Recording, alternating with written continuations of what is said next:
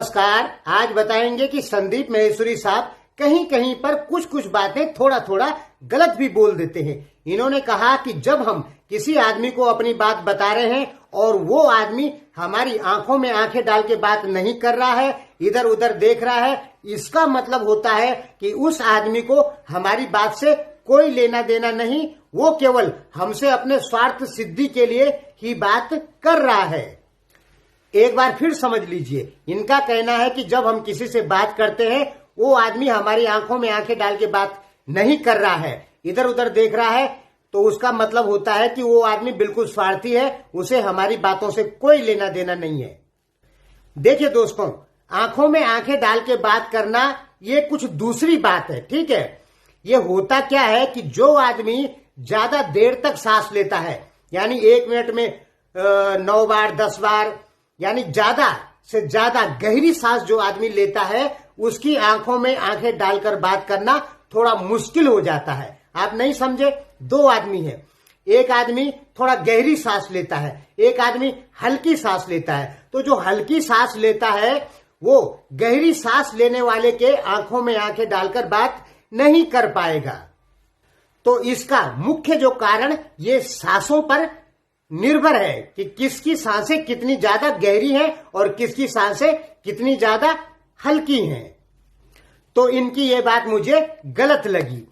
अब सांसों पे क्यों निर्भर करती है चीजें? ये क्या होता है कि जब प्राण तत्वों की मात्रा शरीर में बढ़ती है तो कुछ लेटेंट हीट ब्रह्म ऊष्मा ज्यादा बढ़ जाती है। जब शरीर में तो कुछ तेज आ जाता है, जिसके कारण सामने वाला आदमी हमसे सही से बातें नहीं कर पाता है, यानी हमारी आंखों में आंखें डाल के बातें नहीं कर पाता है। आपको यकीन नहीं है तो ऐसा कीजिए, 2 महीने तक प्राणायाम कीजिए, आपको अपने ही समझ में आएगा। जब आपके अंदर लेटेंट हीट की मात्रा बढ़ेगी, ब्रह्म ऊष्मा की मात्रा बढ़ेगी या प्राण तत्वों की मात्रा बढ़ेगी, तब आपकी आंखों में आंखें डाल के बात करने वाले लोग आपको बहुत ही कम नजर आएंगे। देखिए, हम संदीप माहेश्वरी साहब का अपमान बिल्कुल नहीं करना चाहते, क्योंकि हम जानते हैं ये भारत के एक रत्न हैं, एक बहुत बड़े एजुकेटेड विद्वान आदमी हैं। इनके सामने हम कुछ भी नहीं, जीरो हैं, बिल्कुल जीरो।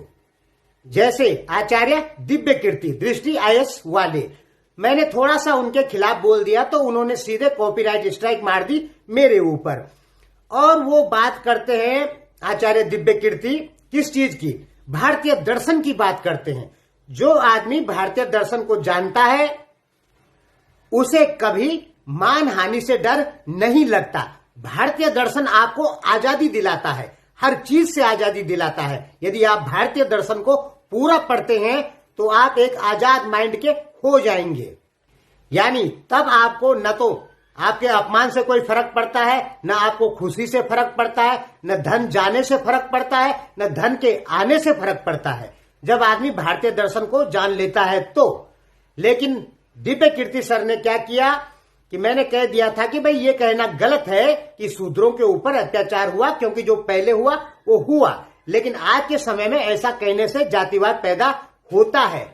इस बात पर उन्होंने कॉपीराइट स्ट्राइक दे दी। इसका मतलब साफ निकलता है कि दिव्य कीर्ति सर जो है वो केवल पढ़कर बोलते हैं, उनके पास भारतीय दर्शन का कोई अनुभव नहीं।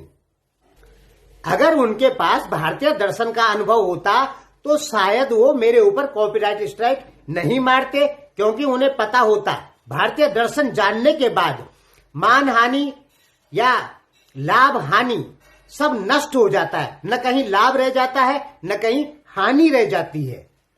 और मैंने फालतू में विकास दिव्य कीर्ति को आचार्य दिव्य कीर्ति की श्रेणी दे दी है, जबकि ये अभी भारत के महान आचार्य नहीं हो सकते हैं। तो विकास दिव्य कीर्ति का अपमान करना हमारा मकसद बिल्कुल नहीं था। इसी प्रकार संदीप साहब का अपमान करना भी हमारा मकसद बिल्कुल नहीं है। हम केवल इनकी बातों को काट रहे हैं। और भारतीय दर्शन ऐसा ही है, अगर भारतीय दर्शन में तर्क वितर्क नहीं होता तो भारतीय दर्शन दुनिया का सबसे महानतम दर्शन नहीं होता। चाइना में लाओस कन्फ्यूशियस से पहले आप किसी भी एक विद्वान का नाम बता दीजिए, नहीं बता सकते हैं। यूरोप में जीसस क्राइस्ट से पहले, इस्लामिक देशों में मोहम्मद से पहले एक भी विद्वान का नाम बता दीजिए, नहीं है कोई, लेकिन हमारे यहां भारतीय दर्शन में ढूंढेंगे तो हजारों ऋषि मुनि मिल जाएंगे, क्योंकि हमने तर्क वितर्क किया, तर्क वितर्क करके उनको एक्सेप्ट किया। हमारे यहां खोजें होती गई दर्शन पर। हमने निरंतर नई चीजों को जानने का प्रयास किया, एक ही चीज को सच्चा नहीं माना।